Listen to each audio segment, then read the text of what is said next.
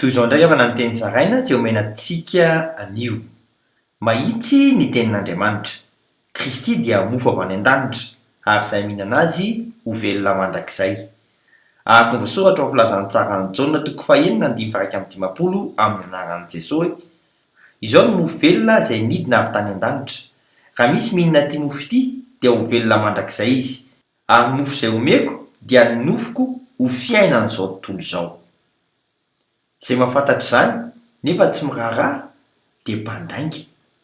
Araka ny ao amin'ny Jaona 1:2-4 amin'ny anaran'i Jesosy hoe: izay manao hoe fantatro izy nefa tsy mitandrina ny didiny dia mpandainga ary ny marina tsy ao anatiny. Iaino isakatoavy ary ny tenin'ny Tompo e! Vavaka isika ray eo, tezao izahay mba ho mpiaino-pakatoa amin'ny anaran'i Jesosy Kristy velona avy any Nazareta. Amen. Mandram-peona Tompoko, fiadanane.